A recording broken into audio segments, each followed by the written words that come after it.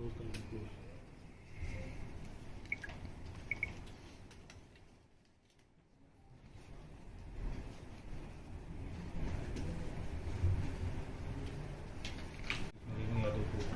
दिया गया, तो उसमें क्या कुछ घटना सामने आया?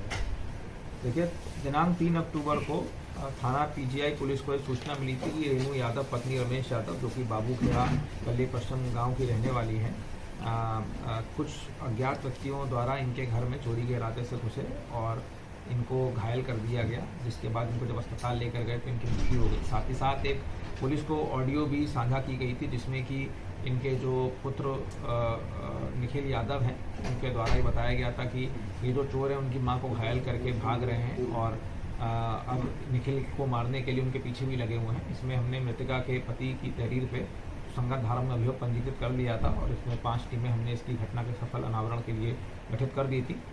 इसमें आज सुबह लगभग 5:30 बजे हमको सफलता मिली और इसमें कुछ आश्चर्यजनक हमको साक्ष्य मिले, जिसके बाद हमको पता लगा है कि इसमें जो मृतका को मारने वाले हैं वो इनके खुद के बेटे निखिल यादव ही थे और इन्होंने अपनी मां की हत्या करने के बाद पुलिस को गुमराह करने के लिए ये साजिश रची थी। किस लिए मारा है? देखिए, पूछताछ में हमको पता लगा है कि निखिल यादव जो हैं ये ऑनलाइन गेमिंग और ऑनलाइन बेटिंग के आदी थे। ये tirangaGames.com करके एक वेबसाइट है जिसकी डिटेल्स हमने प्रेस नोट में भी जारी कर रखी है। ये उसमें बेटिंग करा करते थे, जो कि संभवतः ये इलीगल है और उसकी इनकी लत लगी हुई थी, जिसके बाद इन्होंने फ्लैश वॉलेट और तमाम एम पॉकेट नाम की वेबसाइट से फ्लैश लोन ले रखा था, जहाँ पे इनको साइबर फ्रॉडस्टर ने इनको ब्लैकमेल भी कर रहे थे, जिसके बाद पैसे को रीपे करने के लिए, लोन को रीपे करने के लिए उन्हें कृत करा है। इस घटना में क्या अकेले थे कि और कोई था?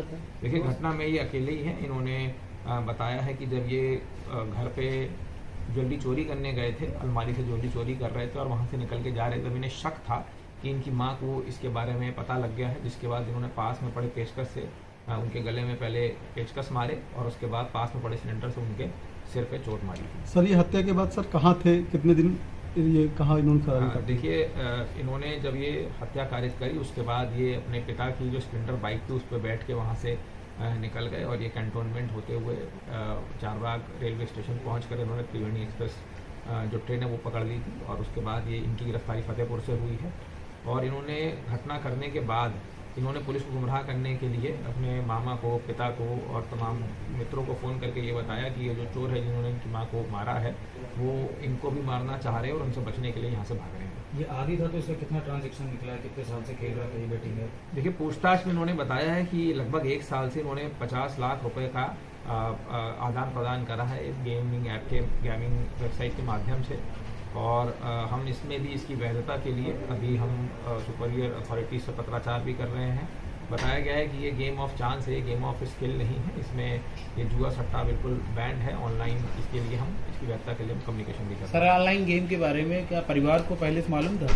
देखिए, परिवार वालों को कुछ पता था क्योंकि इसने पहले भी अपनी माँ के जो ज्वेलरी है उसको गिरवी रखा था, इसके मित्रों को पता था और ये इसका आदी था और ये इसके मित्रों के साथ ही खेला करता था।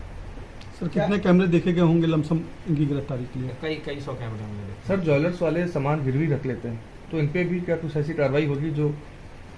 देखिए, देखते हैं, इसमें पता लगता है कि उनका क्या ऐसा मेलिफाइड इंटेंशन था, नहीं था, उन्हें पता था या नहीं था। क्योंकि अमूमन ऐसा देखा जाता है कि चोरी या अन्य मामलों में ये सब सामान रख लेते हैं, तो कुछ क्लैरिफाई कुछ ऐसा? ये एक बालिग व्यक्ति हैं, ये इनकी 20 साल की उम्र है, ये BA के छात्र हैं, तो इसमें भी हम जांच पड़ताल करेंगे कि क्या इनकी वैधता है नहीं। इससे पहले जो जेवर इन्होंने गिरवी रखी थी सर, वो कितने दिन पहले रखी थी?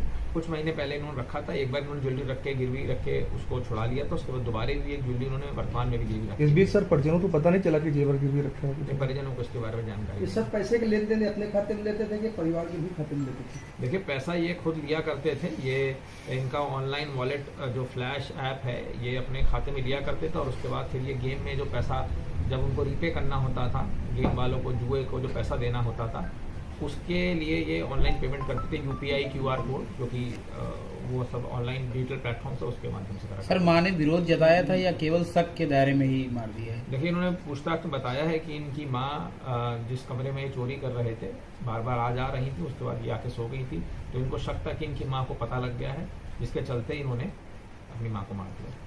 सर करीब 70,000 रुपए भी गायब थे निखिल के साथ, तो उसमें उस संबंध में कोई बरामदगी हुई तो है? ऐसा कुछ बरामदगी नहीं हुई, इनके द्वारा बताया गया इन्होंने खाली ज्वेलरी चुराई थी, वो पूरी पर्सन बरामद कर ली गई है। सर टीम को क्या सर कोई इनाम घोषित हुआ? टीम को 25,000 का इनाम दिया जा रहा है।